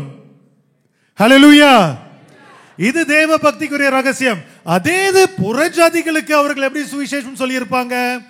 இந்த காரியம்லாம் சொல்லணும்னு அவசியம் கிடையாது. ஏன்னா புறஜாதிகளுக்கு பழைய ஏற்பாட்டில் அந்த இஸ்ரவேலருக்கு இருக்க இந்த பிதாவாகிய தேவன்லாம் ஒன்றும் தேவையில்லை. அவங்களுக்கு என்ன நம்ம சொல்ல வேண்டும்? உங்களுக்காக, உங்களுடைய பாவங்களுக்காக, உங்களுடைய அக்கிரமங்களுக்காக இயேசு கிறிஸ்து என்கிற ஒரே தேவன் மாம்சத்தில் உங்களுக்காக அவருடைய ரத்தத்தை சிந்தி உங்களுக்கு ஒரு பாவ மன்னிப்பை வாங்கி கொடுத்து விட்டார். இனிமேல் உங்களுக்கு மரணம் கிடையாது, உங்களுக்கு ஒரு நித்திய ஜீவ காலனை உங்களுக்காக ஆயத்தப்படுத்தி இருக்கிறார் என்று புறஜாதிகளுக்கு நீங்கள் இயேசு கிறிஸ்துவை மட்டுமே அவங்க சுவிசேஷமாக சொல்லி இருப்பார்கள். அப்படிதானே? அப்படி என்றால் யூதர்களுக்கு இந்த இயேசு கிறிஸ்து தான் அவங்க பிதாவாகிய தேவன் என்று சுவிசேஷமா சொல்லி இருப்பாங்க. புறஜாதிக்கு அதெல்லாம் தேவையில்லை. புறஜாதிக்கு என்னது? சிம்பிளா கிறிஸ்துவுடைய ரகசியத்தை மட்டும் சொன்னா போதும். இன்னைக்கு அநேகர் அப்படிதானே நீங்க அறிந்து கொண்டிருக்கிறீங்க. ஒருவேளை ஒரு டிவியை பார்த்து அறிந்து கொண்டிருக்கலாம், இல்லைன்னா ஒரு கதை புக்கு வாசித்து கூட ஏசப்பாவுடைய கதையை வாசித்து கூட நீங்க அறிந்து கொண்டிருக்கலாம், இல்லைன்னா ஒரு காமிக்ஸ் பார்த்து கூட நீங்க அறிந்து கொண்டிருந்திருக்கலாம், இல்லைன்னா எந்த ஒரு வேதாம வாசித்திருக்கலாம், உங்க ஃப்ரெண்ட்ஸ் சொல்லி இருக்கலாம், இல்லை என்றால் உங்க குடும்பத்தார் யாராவது சொல்லி நீங்க ஏசப்பாவுடைய அன்புக்குள்ளாக நீங்க வந்திருக்கலாம். இது எல்லாமே எதை நோக்கி நீங்க வந்தீங்க? இயேசு கிறிஸ்து எனக்காக மரித்தார், அவர் எனக்காக ஒரு நித்திய ஜீவ காலத்தை ஆயத்தப்படுத்தி வைத்திருக்கிறார் என்ற விசுவாசத்தோடு தானே நீங்க ரட்சிக்கப்பட்டீங்க. நீங்க ரட்சிக்கப்படும் போது யாராவது நீங்க இந்த இயேசு கிறிஸ்து தான் பிதாவாகிய தேவன் நீங்க விசுவாசிக்கணும்னு யாராவது சொன்னாங்களா? அப்படி சுவிசேஷத்தை சொன்னா சொல்லவே முடியாது. அதனால தான் பாருங்க, அருமையாக அங்க 2 ரகசியத்தை வைத்திருக்கிறார். ஒரு ரகசியம் நம்மளை இழுத்துக் கொள்வதற்காக, ஒரு ரகசியம் நம்மளை பரிபூர்ணப்படுத்துவதற்காக. ஹல்லேலூயா. ஒரு ரகசியம் கர்த்தருடைய ராஜ்யத்தை பார்ப்பதற்காக, அடுத்த ரகசியம் கர்த்தருடைய ராஜ்யத்திற்குள்ளாக பிரவேசிப்பதற்காக. ஹல்லேலூயா. ஆமென்.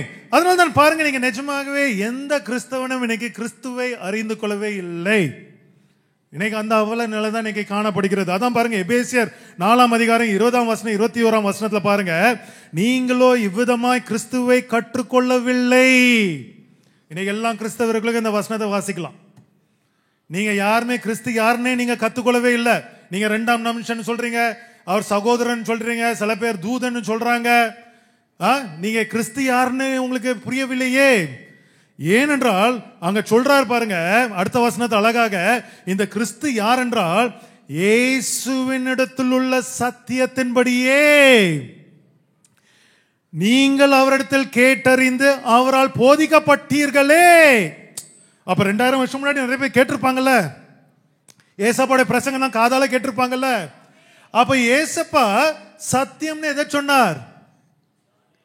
நானே அவர், அதுதான் சத்தியம். யோவான் 2:24 ஏசப்பா அவர் வாயால சொன்னதான் சத்தியம். என்னது?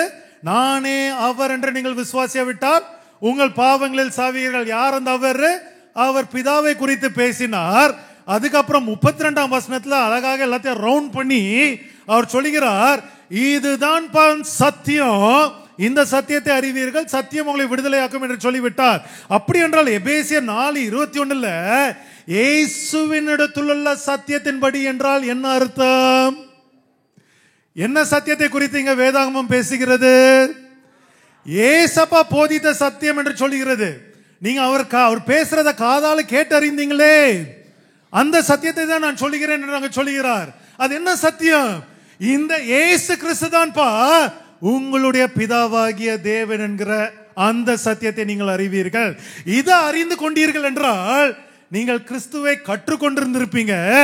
ஆனா இன்னைக்கு யாருக்குமே அந்த அறிவு உணர்வு எதுவுமே இல்லை. யாருமே கிறிஸ்துவை ஒழுங்காக கற்றுக்கொள்ளவே இல்லை. ஆமென். எல்லாருமே கேட்டுக்கொண்டிருக்கிறீங்களா? ஒரு ஹல்லேலூயா சொல்லுங்க பாப்போமே. ஹல்லேலூயா. அப்படி என்றால் இன்னைக்கு நிச்சயமாகவே நாம உண்மையாகவே இந்த ரகசியத்தை நாம் அறிந்து கொள்றதுக்கு பூரண நிச்சயத்தோடு நீங்கள் எல்லாருமே இதற்காக நேரத்தை செலவிட்டு வேதாமத்தை வாசித்து நீங்கள் இந்த ரகசியத்தை அறிந்து கொண்டு நீங்கள் முழுமையாக நீங்கள் தேவ பக்திக்குரிய ரகசியத்தை அறிந்து கொண்டு பரலோக ராஜ்யத்துக்குள்ளாக பிரவேசிக்கிற பிள்ளைகளாக காணப்பட வேண்டும். ஹல்லேலூயா, ஹல்லேலூயா. அதன் பிறகு பாருங்க, நான் ஒரு காரியம் வச்சிருக்கிறேன், ஆனா நேரம் இருக்காது. இன்னைக்கு நிறைய பேர் பாருங்க, ஒரே ஒரு காரியத்தை மட்டும் சொல்லிடுறேன். இன்னைக்கு நிஜமாகவே இதை அறிந்து கொள்ள வேண்டும் என்றால் ஞானம் கொஞ்சம் தேவைதான், ஒரு படிப்பறிவு இருக்க வேண்டும். இன்னைக்கு ஒருவேளை நீங்க ஆங்கிலத்திலையும் நீங்க வேதாமத்தை வாசிக்கிறவர்களா இருந்தேன்னா தமிழ்ல மட்டும் வாசிக்காத, ஆங்கிலத்திலையும் சேர்ந்து வாசிங்க. பழைய ஆங்கிலம், இப்ப இருக்கிற ஆங்கிலத்தில் வாசிக்காதீங்க. அந்த கிரேக்க மொழியிலிருந்து எபிரேயர் மொழியிலிருந்து நேரடியாக மொழிபெயர்க்கப்பட்ட அந்த ஆங்கில வேதாமத்திலிருந்து நீங்க வாசிக்கலாம். ஏனென்றால் இன்னைக்கு நிச்சயமாகவே பாருங்க, இந்த மொழிபெயர்ப்புல அது நான் தமிழ்ல மட்டும் இல்ல ஆங்கிலத்திலையும் இருக்கிறது. நேத்துக்கிட்ட ஒரு வசனத்தை நான் காட்டினேன், அது மட்டும் நான் சும்மா சிம்பிளா சொல்லிடுறேன். ஏனென்றால் பாருங்க, அது முதல்ல நான் ஆங்கிலத்தில் தமிழே காட்டிடுறேன். எபேசியர் 1:22-23 மட்டும் நான் டக்குன்னு என்ன சொல்லிடுறேன், கொஞ்சம் கவனமாக கேளுங்க. எல்லாவற்றையும் அவருடைய பாதங்களுக்கு கீழ்ப்படித்து, யாருங்க சப்ஜெக்ட்? பிதாவாகிய தேவன். பிதாவாகிய தேவன் எல்லாவற்றையும் யாருடைய பாதங்களுக்கு கீழ்ப்படுத்தினார்? இயேசு கிறிஸ்து என்கிற ஒரு சரீரத்திற்கு பாதங்களுக்கு அவர் கீழ்ப்படுத்தினார். கீழ்ப்படுத்தி எல்லாவற்றையும் எல்லாவற்றாலும் நிரப்புகிறவருடைய நிறைவாகிய சரீரமான சபைக்கு அவரை எல்லாவற்றுக்கும் மேலான தலையாக தந்தருளினார். இங்க பாருங்க, ஒரே ஒரு வார்த்தையை, முக்கியமான வார்த்தையை விட்டு விட்டார்கள். ஆங்கிலத்தில் காட்டுங்க அதே வசனத்தை. என்னென்றால் பாருங்க, and gave him to be he put all things under his feet and gave him to be the head over all things to the church. இதுதான் ஒரு முக்கியமான வார்த்தை.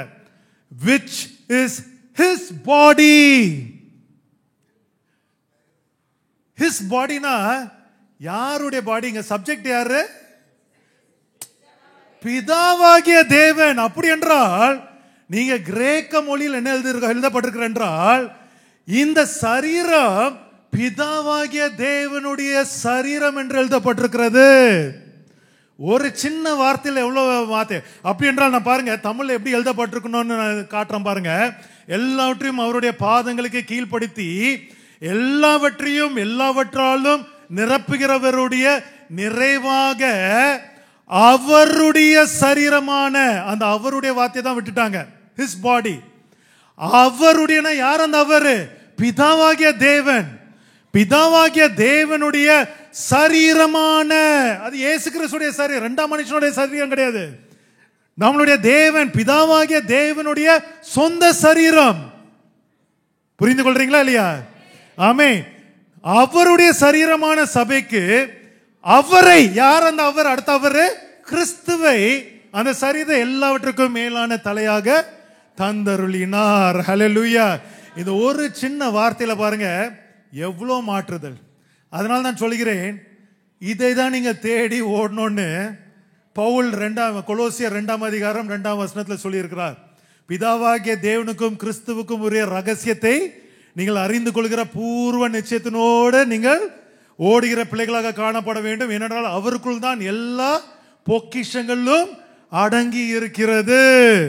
ஹல்லேலூயா. எல்லாம் ஒரு ஹல்லேலூயா சொல்லுங்க பாப்போமே. ஹல்லேலூயா.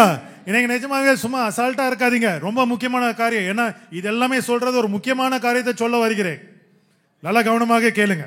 இது எல்லாத்தையும் சொல்றது ஒரு முக்கியமான காரியம். அதனால தான் நான் சொல்கிறேன், இன்னைக்கு நிஜமாகவே நீங்க ஒருவேளை சொல்லலாம், பிரதர் எனக்கு படிப்பறிவு இல்லை பிரதர், நான் 2வது வரைக்கும் தான் படிச்சிருக்கிறேன், இதெல்லாம் நான் எப்படி அறிந்து கொள்ள முடியும், எனக்கு ஆங்கிலம்லாம் வாசிக்க தெரியாது, இன்டர்நெட் யூஸ் பண்ண தெரியாது. எல்லாம் சரிதான். ஏனென்றால் பாருங்க, எல்லாம் சரிதான். ஆனா ஓசியா 4ஆம் அதிகாரம் 6ஆம் வசனத்தை என்ன சொல்கிறாரு? என் ஜனங்கள் அறிவில்லாமையினால் என்னதாகிறாங்க? சங்காரமாகுகிறார்கள். இன்றைக்கு நிஜமாகவே இந்த கடைசி காலம் அறியாமையின் காலம் கிடையாது. இந்த கடைசி காலம் அறிவின் காலம். அதனால்தான் இப்ப கடைசி காலத்தில் என்ன சொல்றார்? யாவரும் மனம் திரும்பி ரட்சிக்கப்பட வேண்டும் என்று கட்டளையிடுகிறார். அப்போஸ்தலர் 17:30. அப்படி என்றால் அறியாமையின் காலத்தை அவர் காணாத தேவன் போல காணப்பட்டார். ஆனால் இப்பொழுது அறிவின் காலத்துல நீங்கள் அறிந்து கொள்ள வேண்டும். ஆனால் நீங்க நிறைய பேர் சொல்லலாம், எனக்கு படிப்பறிவே இல்லையே, எனக்கு ஆங்கிலம் வாசிக்க தெரியாது, இன்டர்நெட்லாம் யூஸ் பண்ண தெரியாதே. அப்படி என்றால் நான் எப்படி இதை நான் அறிந்து கொள்ள வேண்டும் என்று நீங்க கேட்டீர்கள் என்றால், உங்களுக்கு தானே ஏசப்பா கிருபையாக இந்த சத்தியத்தை ஏபிசிடி போதிக்கிறது போல போதிக்கிற ஒரு சபையை உங்களுக்கு கொடுத்திருக்கிறார். ஹல்லேலூயா. உங்களுக்காக போதிக்கிறதுக்காக 2 உக்ரைனக்காரர்களை கர்த்தர் கொடுத்திருக்கிறாரே. நீங்க இனிமேல் என்ன சொல்ல முடியும்? எனக்கு அறிவே இல்லை, எனக்கு இதெல்லாம் தேவையே இல்லைன்னு நீங்க எங்க சொல்ல முடியும்? அப்படித்தானே? உங்களுக்கு போதிக்கிறதுக்கு கர்த்தர் என்னது அவர் ஏற்படுத்தி இருக்கிறார். அதற்கு ஏற்ற ஒரு போதகர்களை கர்த்தர் ஏற்படுத்தி இருக்கிறார். இன்னைக்கு நிஜமாவே பாருங்க, இன்னைக்கு நீங்கள் யாருமே ஐயோ இதெல்லாம் எனக்கு எட்டாத செய்தி, இதெல்லாம் ரொம்ப பலமுள்ள ஆகாரம், இதெல்லாம் எனக்கு தேவை இல்லை அப்படி என்று மட்டும் எண்ணி விடாதீர்கள். அது உங்களுடைய பரலோக ராஜ்யத்திற்குள்ளாக பிரவேசிக்கிற அனுபவத்தை குலைத்து போட்டுவிடும். இது ஒரு எச்சரிக்கையாக சொல்கிறேன். எனக்கு எளிமையான செய்தி மட்டும் போதும், எனக்கு பலமுள்ள ஆகாரம்லாம் வேண்டாம் என்று ஒருவேளை அப்படிப்பட்ட சிந்தனையோடு இப்ப கூட தூங்கி கொண்டிருக்கிறாங்க நிறைய பேர். அப்படி தூங்கி கொண்டிருக்கிறவர்களா இருந்தீங்கன்னா உங்களுடைய மனநிலையை நீங்க மாத்திக்கொள்ளுங்க. ஏனென்றால் நீங்க பரலோகத்துக்கு பிரவேசிக்கிற வழியை நான் சொல்லி கொண்டிருக்கிறேன். அதான் கடைசியில் நான் சொல்ல போறேன், நீங்க கவனமாக கேட்கணும். ஏன் இது ரொம்ப முக்கியம்? அப்ப பாருங்க, நீங்க நிஜமாகவே நீங்க இது எல்லாவற்றையும் அறிந்து கொள்வதற்கு நீங்க போய் இன்டர்நெட்டை பார்க்க வேண்டாம், ஆங்கில பைபிளை வாசிக்க வேண்டாம்.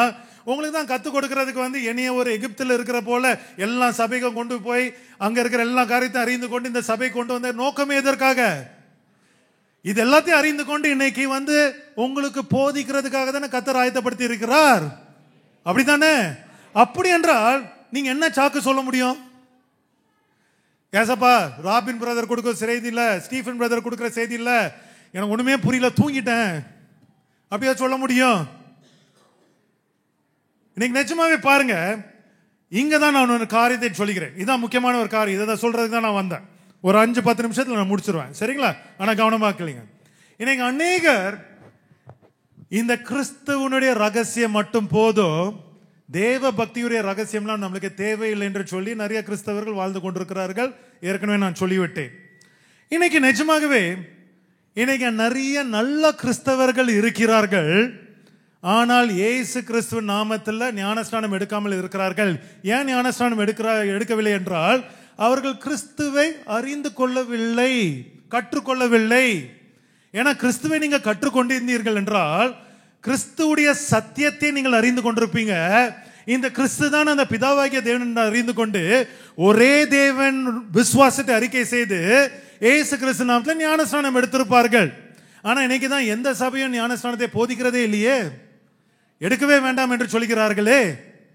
அதெல்லாம் தேவையில்லை பிரதர், விசுவாசம் மட்டும் போதும். நீங்க ஏசப்பாக்கு நீங்க கையை உயர்த்தி நான் உங்களுடைய பிள்ளை என்று சொல்லி விட்டீர்கள், அவ்வளவுதானே, போதும், அது போதும், அது போதும், நீங்க பரலோகத்துக்கு போயிடலாம். நோ நோ, போக முடியாது, போக முடியாது. இங்கதான் நமக்காக ஒரு ஆன்டி கிளைமேக்ஸ் இருக்கிறது. ஏனென்றால் இந்த செய்தியை ஒருவேளை 50 வருஷம் 100 வருஷம் நான் கொடுத்திருந்தா கூட இது செல்லாம போயிருக்கும். ஆனால் இப்ப பாருங்க, ஒரு படத்தை நான் காட்டுறேன், காட்டுங்க அடுத்த படத்தை. வேணா அந்த லைட் எல்லாம் ஆஃப் பண்ணிருங்க. சரி, இங்க ஒரு படத்தை நான் காட்டுறேன். இது என்னதுன்னா 2000 வருஷத்துல பிறந்த ஒரு 5 பேர். அவங்களுடைய பேர் என்னது? சுதாகர், மூர்த்தி, மாலினி, சாராள். எல்லாருக்கும் தெரியுதா? அப்ப கிளியரா? மார்த்தாள் என்கிற ஒரு 5 பேர் எந்த வருஷத்துல பிறந்தாங்க? 1 ஜனவரி 1ஆம் மாசம் 1ஆம் தேதி 2000 வருஷத்துல அவங்க பிறந்தாங்க. மில்லேனியல் சைல்டு அப்படின்பாங்க, பிறந்தார்கள் என்று வைத்துக் கொள்ளலாம். இவங்களுடைய உடல்நிலை ஆரோக்கியத்தின் படியாக சுதாகர் தாராளமாக 65 வயசு வரைக்கும் வாழலாம், மூர்த்தி 80 வயசு வரைக்கும் வாழலாம், மாலினி 50 வயசு வரைக்கும் வாழலாம், சாராள் 75 வயசு வரைக்கும் வாழலாம், மார்த்தாலும் 55 வயசு வரைக்கும் வாழலாம். சரியா இல்லையா? நல்ல உடல்நிலை இருக்கிறது, நல்ல ஆரோக்கியமாக இருக்கிறார்கள், இவர்களுக்கு வாழ்நாள். இப்ப நிஜமாகவே இவர்கள் ஒருவேளை மரித்து அவர்கள் நியாய தீர்ப்பு நாள்ல ஒரு கிருபை நிமித்தமாக கூட ஒருவேளை இயேசு கிறிஸ்து நாமத்துல ரட்சிக்கப்படாமல் இருந்தால் கூட அவர்கள் அதை அறியவில்லை, அறியாமையின் காலத்தில் வாழ்ந்தார்கள் என்று சொல்லி கூட ஒருவேளை ஏசப்பாவுடைய நியாய தீர்ப்பு நாளில் ஒரு பரலோக ராஜ்யத்தை பெற்றுக் கொள்வதற்கு வாய்ப்பு உண்டு. ஏனென்றால் இவங்க எல்லாம் நல்ல கிறிஸ்தவர்கள். நல்லா புரிந்து கொள்ளுங்க, எல்லாம் நல்ல கிறிஸ்தவர்கள். ஒருவேளை கிருபை நாள்ல அவங்களுக்கு ஒரு ஸ்லாக்கியம் கிடைக்கலாம், நியாய தீர்ப்பு நாள்ல இயேசு கிறிஸ்து ஞானஸ்நானம் பெறலன்னா கூட ஒரு ஸ்லாக்கியம் பெற்றுக்கொள்ளலாம்.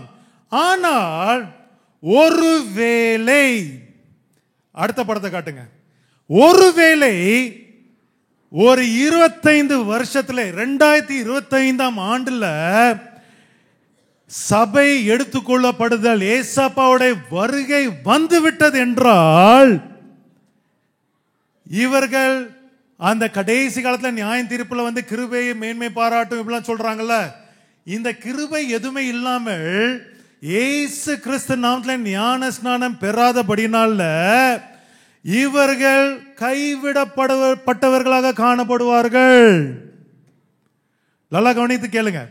இவங்க என்னது 2025ஆம் ஆண்டுல ஏசப்பாவுடைய வருகை வந்து விட்டது. இவங்க எல்லாருக்குமே எவ்வளவு வயசு? இப்போ 25 வயசு தான். 25 வயசு தான். அவங்க 65-50 வயசு வாழ்றதுக்கு தகுதி உள்ளவர்கள் தான். ஆனா இவங்களுக்கு இப்பொழுது அந்த அறியாமையின் அந்த ட்ரம்ப் கார்டு இருக்கு தெரியுமா? நாங்க அறியாமையின் காலத்தில் வாழ்ந்தோம் என்று ஒரு சாக்கு போக்கு சொல்கிற ஒரு காரியம் இருக்கு தெரியுமா? அது இங்கே செல்லாது. ஏன் தெரியுமா? தாவீதின் திறவுகோல் உங்கள இல்ல, பரலோக ராஜ்யத்துக்குள்ளாக பிரவேசிக்க முடியல. வெறும் இவ்வளவு நாள கிறிஸ்துவின் ரகசியத்தோடு மட்டுமே வாழ்ந்து கொண்டிருந்தார்கள். தேவ பக்தியுடைய ரகசியத்துக்குள்ளாக அவங்க கடந்து வரவே இல்லை, கிறிஸ்துவை கற்றுக்கொள்ளவே இல்லை. இப்பொழுது அடுத்த படத்தை காட்டுங்க. அவங்களுடைய வாழ்க்கை குறுகி விட்டது. என்னதென்றால் இப்ப அவங்களுக்கு 25 வயசு, 7 வருட உபத்திரவ காலத்துக்கு பிறகு அவங்களுடைய லைஃப் க்ளோஸ். புரிகிறதா இல்லையா? அவங்களுக்கு தகுதி இருக்கு, 65-80 வயசு வரைக்கும் வாழ்றதுக்கு நல்ல ஆரோக்கியம் இருக்கு. ஆனா இனிமேல் அதெல்லாம் செல்லாது. ஏனென்றால் இப்பொழுது உங்களுக்கு 2032ஆம் வருஷத்துல எல்லாமே முடிஞ்சு போயிடுச்சு. அடுத்த ஸ்கிரீனை காட்டுங்க. இப்பொழுது அவங்க வாழ போகிற மீதி காலங்கள் அது வரவே வராது.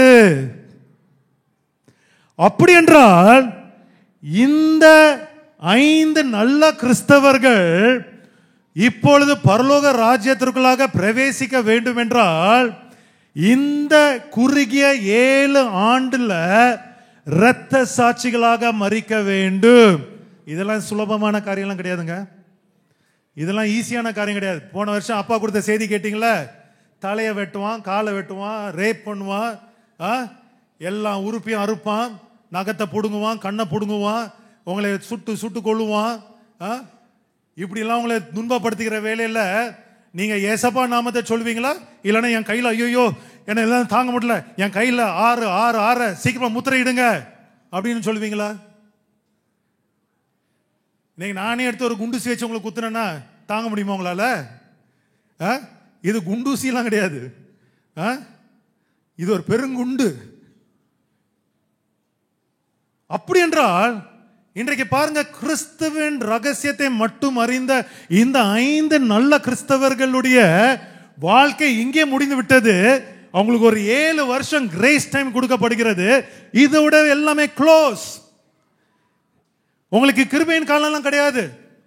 ஒருவேளை நீங்க ஒரு 100 வருஷம் முன்னாடி வாழ்ந்து இருந்தீங்கன்னா நீங்க மறித்து நீங்க பரலோக ராஜ்யத்தில் அங்கே ஏதோ ஒரு நியாயம் தீர்ப்புல ஒருவேளை நீங்க அறியாமனால நான் உன்னை மன்னித்து நான் உன்னை பரலோக ராஜ்யத்துக்குள்ள நான் கொண்டு போறேன் என்று உங்களே கர்த்தர் ஒருவேளை மன்னித்து உங்களே கிருபையாக ரட்சிக்கிறதுக்கு வாய்ப்புண்டு. ஆனால் இயேசு கிறிஸ்துடைய வருகை வந்து விட்டதென்றால் நோ சான்ஸ். இந்த 10 கன்னிகைகள் கதை ஞாபகம் இருக்கா இல்லையா? 10 பேரும் உண்மையாக பரிசுத்தமா இருந்தவர்கள், ஆனா புத்தி இல்லாதவர்கள். ஏன் புத்தி இல்லாதவர்கள்? தேவ பக்திக்குரிய ரகசியத்தை அறிந்து கொள்ளாதவர்கள், அதனால் பூர்ண அபிஷேகத்தை பெறாதவர்கள். அப்படி என்றால் இன்றைக்கு நிஜமாகவே நம்மளுக்காக பரலோகத்திற்கு செல்வதற்காக கொடுக்கப்பட்ட டிக்கெட் என்னதென்றால் இந்த தேவ பக்திக்குரிய ரகசியம். அது இன்னொரு பேரும் இருக்கிறது, தாவீதின் திறவுகோல். ஹல்லேலூயா. அது எங்க காணப்படுகிறது? வெளிப்படுத்தின விசேஷம் 3ஆம் அதிகாரம் 7ஆம் வசனம் 8ஆம் வசனத்தில் அங்க பாருங்க. பிலதெல்பியா சபையின் தூதனுக்கு நீ எழுத வேண்டியது என்னவெனில், பரிசுத்தம் உள்ளவரும் சத்தியம் உள்ளவரும் தாவீதின் திறவுகோலை உடையவரும். அங்க பாருங்க ஒரு திறவுகோல் இருக்கு, தாவீதின் திறவுகோல். நான் ஏற்கனவே செய்தியெல்லாம் கொடுத்துட்டேன். தாவீதின் திறவுகோல் என்னது? யார் இந்த இயேசு கிறிஸ்து என்பதை அறிந்து கொள்கிறது தான் தாவீதின் திறவுகோல். அப்படி என்றால் இந்த தாவீதின் திறவுகோல் உடையவர்களை பாருங்க, ஏசப்பா கொடுக்கிற வாக்குத்தத்தம் தான் அங்க முக்கியமானது. ஒருவரும் பூட்ட கூடாதபடி. அப்படி என்றால் உங்களுக்கு கதவு திறந்திருக்கிறது, யாரும் பூட்ட முடியாது. ஏன்னா லவோதிக்கேயால என்னது? கதவு பூட்டப்பட்டிருக்கிறது. ஏசப்பா கதவு வெளியில இருந்து என்னது பரிதாபமாக தட்டி கொண்டிருக்கிறார். அங்க கதவு திறக்க முடியல. ஏனென்றால் அங்க அந்த தாவீது திறவுகோல் இல்ல. லவோதிக்கேயா சபையில தாவீது திறவுகோல் இல்ல. ஆனா பிலதெல்பியா சபையில பாருங்க, ஒருவரும் பூட்டக்கூடாதபடிக்கு திறக்கிறவரும் ஒருவரும் திறக்கக்கூடாதபடிக்கு பூட்டுகிறவருமாய் இருக்கிறவர் சொல்லுகிறதாவது பாருங்க, ஒரு வாக்குத்தத்தத்தை கொடுக்கிறார் பாருங்க. ஏனென்றால் நீங்க தேவ பக்திக்குரிய ரகசியத்தை அறிந்து கொண்டபடினால் உன் கிரியைகளை அறிந்து இருக்கிறேன் என்று கர்த்தர் சொல்லுகிறார். உனக்கு கொஞ்சம் பலன் இருந்தும், கொஞ்சம் அறிவு இருந்தாலும், கொஞ்சம் பலன் இருந்தாலும் உண்மையாக என்னை தேடினார் அல்லவா, உண்மையாக என்னை தேடினால் அல்லவா, பிதாவுக்கும் கிறிஸ்துவுக்கும் ரகசியத்தை தேடினாய் அல்லவா, ஆதலால் நீ என் நாமத்தை மறுதலியாமல் என் வசனத்தை நீ கை கொண்டபடினால் இதோ திறந்த வாசலை உனக்கு முன்பாக வைக்கிறேன், நீங்க தாராளமாக பிரவேசிக்கலாம். ஹல்லேலூயா, ஹல்லேலூயா. அப்படி என்றால் இதுதான் பரலோக ராஜ்யத்திற்குள்ளாக பிரவேசிக்கிறதுக்கு நீங்கள் கையில வைத்துக் கொள்ள வேண்டிய ஒரு திறவுகோல். இதுதான் தானியேலுக்கு கொடுக்கப்பட்டது. கடைசி கால வெளிப்பாடுகளை அறிந்து கொள்வதற்காக யார் நீண்ட ஆயுசுள்ளவர், யார் அந்த தேவகுமாரன் என்பதை அறிந்து கொள்வதற்கு தான் தானியேலுக்கும் அன்னை கொடுக்கப்பட்டது. இன்றைக்கு உங்களுக்கும் கொடுக்கிறார். சாலமன் ராஜா என்ன கேட்டாரு? கர்த்தரிடத்தில் ஞானத்தை கேட்டாரு. நீங்க என்ன கேட்கிறீங்க? காரு கேட்கிறீங்க, பங்களா கேட்கிறீங்க, நகை கேட்கிறீங்க, நல்ல புருஷன், நல்ல மனைவி, நல்ல பிள்ளைகள், நல்ல வருமானம், இதை மட்டும் தானே கேட்கிறீங்க. ஆனால் எத்தனை பேர் சாலமன் போல ஏசப்பா உம்முடைய வேதத்தை அறிந்து கொள்வதற்கு எனக்கு ஞானம் வேண்டும் என்று கேட்டிருக்கீங்க? எத்தனை பேர் கேட்டிருக்கீங்க? நிறைய பேர் அதை கேட்கறது கிடையாது. கேட்டிருக்கீங்களா? தெரியலையே, சும்மா தான் சொல்றேன், கிண்டல் அடிக்கிறாங்க. அவங்களால வளமுள்ள ஆகாரம் சாப்பிட்ற ஆள் தான். அப்படி என்றால் நீங்க கத்திர இடத்துல என்ன கேட்கணும்? இந்த தேவ பக்திக்குரிய ரகசியத்தை அறிந்து கொள்கிற அறிவுடைய அந்த ஞானத்தை கேட்கிற பிள்ளைகளாக காணப்பட வேண்டும். ஹல்லேலூயா. தானியேல் கணக்கு கொடுக்கப்பட்டது ஏன் உங்களுக்கு கொடுக்கப்படாது? சாலமன் கணக்கு கத்தர் கொடுத்தார். சாலமன் கேட்டது கத்தருடைய பார்வைக்கு எப்படி இருந்ததா? அருமையாக இருந்தது. ஏன் நீங்க ஞானத்தை கேட்டனா கத்தருடைய பார்வைக்கு எப்படி இருக்குமா? அருமையாக இருக்கும். ஆனா நீங்க என்ன ஞானத்தை கேட்கறதே இல்லையே. வெறும் உங்களுடைய இச்சைக்காக மட்டும் தானே நீங்க ஜெபிக்கிறீங்க. அப்படிதானே? இன்னைக்கு நிஜமாகவே பாருங்க, மத்தேயு 22:14 அழைக்கப்பட்டவர்கள் அநேகர், தெரிந்து கொள்ளப்பட்டவர்களோ. அழைக்கப்பட்டவர்கள் யாரு? வெறும் கிறிஸ்துடைய ரகசியத்தை மட்டும் கடைபிடித்து அழைக்கப்பட்டாங்க. ரட்சிப்பின் அனுபவம் கிடைத்தது. கரெக்டா தானே? அழைக்கப்பட்டவர்கள் தானே, ரட்சிப்பின் அனுபவம் கிடைத்தது. ஆனா தெரிந்து கொள்ளப்படவில்லை. ஏனென்றால் இரண்டாம் ரகசியமாக தேவ பக்திக்குரிய ரகசியத்தை அவர்கள் புறக்கணித்து விட்டார்கள். ஆனா நான் சொல்லுகிறேன், கடைசி காலத்துல ரொம்ப ரொம்ப ஜாக்கிரதையாக இருங்க. ஏன்னா நான் வெளிப்படுத்தின விசேஷம் 10ஆம் அதிகாரத்தையும் டச் பண்ணலாம்னு நினைக்கிறேன். ஆனா இப்போ டைம் இருக்காது. அது உன்ன நான் ஏற்கனவே கொஸ்டின் பைபிள் எக்ஸாம்ல நான் கேட்டதுதான். வெளிப்படுத்தின விசேஷம் 10ஆம் அதிகாரத்துல 7 இடி முழக்கங்கள், அது 7 சபைகள் எதை அறிவித்ததான்? தேவ பக்திக்குரிய ரகசியத்தை அறிவித்து, கடைசி எக்காலத்துல பாருங்க தேவ ரகசியத்துடைய ரகசியம் தான் பிரதானமாக அங்க வெளிப்பட்டது என்று அங்க எழுதப்பட்டிருக்கிறது. அது வாசிக்கிறது நேரம் இல்லை. ஆனா நீங்க வீட்டுல போய் வாசிங்க. வீட்டுல போய் எபேசியர் 1ஆம் அதிகாரத்துல இருந்து 4ஆம் அதிகாரம், அதனால 3ஆம் அதிகாரம் கிறிஸ்துடைய ரகசியத்தை குறித்து எழுதியிருப்பார். 1, 2, 4 வந்து தேவ பக்திக்குரிய ரகசியத்தை குறித்து எழுதியிருப்பார். கொலோசியர் 1, 2 2 அதிகாரமும் தேவ பக்திக்குரிய ரகசியத்தை குறித்து தான் எழுதியிருப்பார். நீங்க இதுல அறிந்து கொண்டு உண்மையாகவே கிறிஸ்துவை நீங்க கற்றுக்கொள்ளுங்கள். அதை கற்றுக்கொண்ட பிள்ளைகளாக இன்றைக்கு நீங்கள் இந்த சபையில கிருபையாய் சேர்த்து கொள்ளப்பட்டிருக்கிறீர்கள். ஆமென். நீங்க வந்து இந்த சபையில இருந்து அதான் நான் சொல்லுகிறேன், சாக்கு சொல்லவே முடியாது. இது ஏன் முக்கியம் என்றால், இதோ இந்த வருஷம் இல்லைன்னா அடுத்த வருஷமாவது இல்லைன்னா அடுத்த மாசமாவது ஏசப்பா வருகை வந்து விட்டதென்றால், நீங்கள் பரலோகத்திற்கு போக வேண்டும் என்றால் உங்க கையில் இருக்க வேண்டிய ஒரே ஒரு டிக்கெட் தாவீதின் திறவுகோல் மாத்திரமே. அந்த திறவுகோல் இல்லைன்னா பூட்டப்பட்ட கதவு தான் இருக்கப்படும், திறந்த வாசல் இருக்காது, பரலோக ராஜ்யத்துக்குள்ளாக நீங்கள் பிரவேசிக்க முடியாது. இன்னைக்கு அருமையான சபையின் பிள்ளைகளே, இன்னைக்கு இனிமேல் கொடுக்கப்படுகிற செய்திகள் எல்லாத்தையும் தயவு செய்து கவனமாக கேளுங்க. உங்க பிள்ளைகளை தயவு செய்து வீட்டில் வேதாமத்தை வாசிக்க வைங்க. நீங்களும் அதற்கு உதாரணமாக வீட்டில் வேதாமத்தை வாசித்து புரியுதோ இல்லையோ அட்லீஸ்ட் வாசிக்க தொடங்குங்க. கண்டிப்பாக நீங்க ஒரு முயற்சி எடுத்தீர்கள் என்றால் கர்த்தர் அதை அங்கீகரிப்பார். அது கர்த்தருடைய பார்வைக்கு அருமையாக இருக்கும். அவரே உங்களுக்கு ஞானத்தை கொடுப்பார்.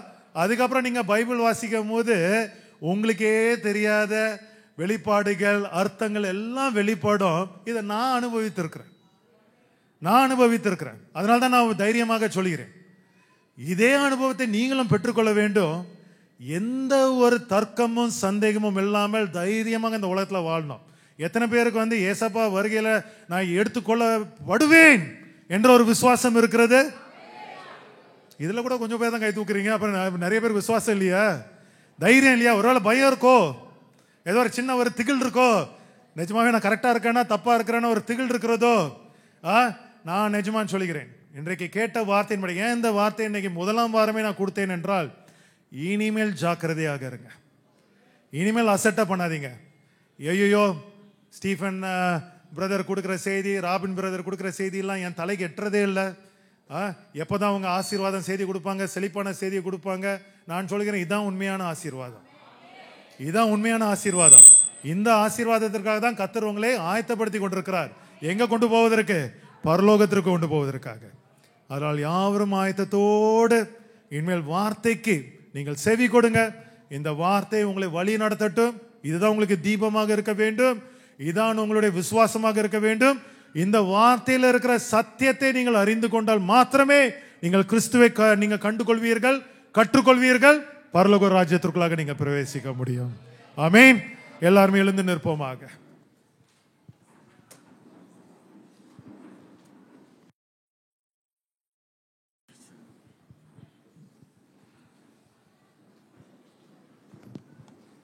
ஆமென். ஹல்லேலூயா. உண்மையாகவே நீங்கள் இந்த சபையில் இருப்பது எவ்வளவு பாக்கியம் என்பதை இந்த புதிய வருஷத்தை இந்த முதல் ஆராதனைங்க அறிந்து கொள்ள வேண்டும். ஆமென். ஏனென்றால் இது மனவாட்டி சபை, அவருடைய சரீரமாகிய சபை. இங்கே நீங்கள் பாருங்க, இவ்வளவு காரியங்களையும் அவர் இந்த ரகசியங்கள் எல்லாவற்றையும் எங்கே இருந்து வெளிப்படுத்துகிறார் என்று சொன்னால், எபேசியர் 3ஆம் அதிகாரத்தில் பார்க்கிறோம். உன்னதங்களில் உள்ள துரைத்தனங்களுக்கும் அதிகாரங்களுக்கும் 10:11 அவருடைய அனந்த ஞானமானது சபையின் மூலமாக இப்பொழுது தெரிய வரும் பொருட்டாக. அவர் பப்ளிக் மீட்டிங்கில் இதெல்லாம் பேச முடியாது. எது மூலமாக ரகசியம் வெளிப்படுத்துவாராம்? அடுத்து பாருங்க, இயேசு கிறிஸ்துவை கொண்டு எல்லாவற்றையும் சிருஷ்ட தேவனுக்குள்ளே ஆதி காலங்கள் முதல் மறைந்திருந்த ரகசியத்தினுடைய ஐக்கியம் என்னதென்று, ஆதி காலம் முதல் மறைந்திருந்த அத்தனை ரகசியங்களையும் அந்த ரகசியத்துடைய ஐக்கியம் என்னதென்று எல்லாருக்கும் வெளிப்படையாக காண்பதற்கு இந்த கிருபை சபையின் மூலமாக வெளிப்பட பவுலுக்கு இந்த கிருபை கொடுக்கப்பட்டிருக்கிறது. ஆமென். அதனால இந்த சபையில் இருக்கிற பிள்ளைகள் எங்குமே கிடைக்காத இயேசு நாமத்தில் ஏராளமான சபையில் இருக்கிறாங்க. அங்கே நல்ல ஆண்டு நல்ல ஊழியக்காரங்க நல்ல செய்தி உண்டு.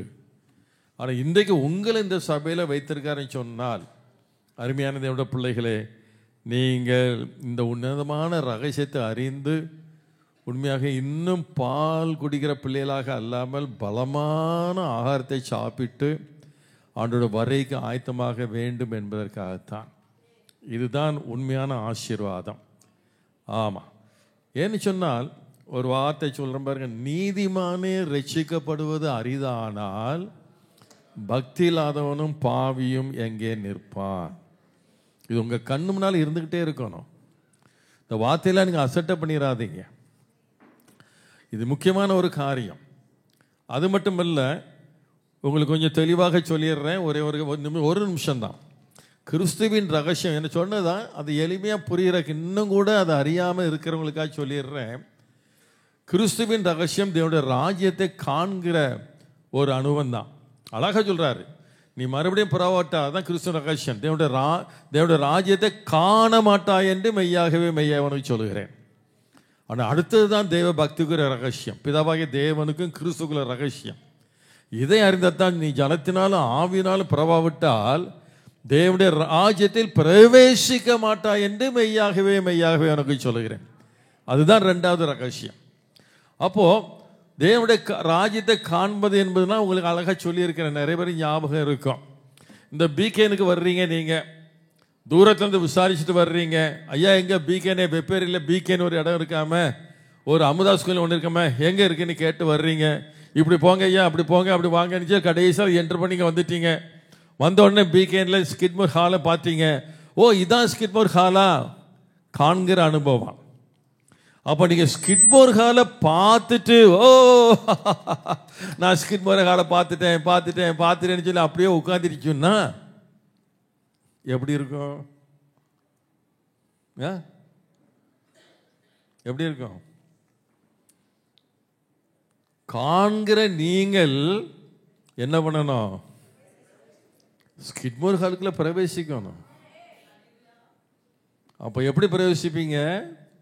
2வது ரகசியத்தை அறியாம பிதாவாகிய தேவனுக்கும் கிறிஸ்துவுல ரகசியத்தை அறிந்து அந்த ஒரே விசுவாசத்தில் வந்து அந்த ஒரே ஞானசானத்தை பெறாவிட்டால் நாம் அந்த ராஜ்யத்தில் பிரவேசிக்க முடியாது. ஆதலால் இன்னும் இந்த வார்த்தை குறித்து அசட்டையாக இருக்கிற பிள்ளைகள் உடனடியாக கீழ்ப்படியுங்க. இந்த நாட்களில் கொடுக்குற சத்தியத்தை உண்மையாக ஏற்றுக்கொள்ளுங்க. தாகத்தோடு கேளுங்க. என்ன இது ரொம்ப சொல்லப்பட்ட அருமையாக கொடுக்கப்பட்டாச்சு. இனி நீங்கள் சாக்கு போக்கு சொல்கிறதுக்கு இடமே கிடையாது. ஐயோ இதெல்லாம் ரொம்ப கஷ்டமாக இருக்குப்பா, எனக்கு அதெல்லாம் புரியலை, ஒன்றும் சொல்லவே முடியாது. அழகாக சொல்லப்பட்டாச்சு. சாக்கு போக்கு இடமே கிடையாது. ஆனால் கொடுக்கப்படுகிற செய்தியிலெல்லாம் நல்ல ஜெபத்தோடு கேளுங்க. அதன்படி நடக்க உங்களை ஒப்பு கொடுங்கள். கர்த்தர் உங்களை தம்முடைய வரைக்கு நம்ம எல்லாம் ஒருவர் கூட கைவிடப்படாதபடிக்கு நம்மை ஆண்டவர் வரையில் எடுத்துக்கொள்ளப்படுவாராக. ஆமென், ஆமென்.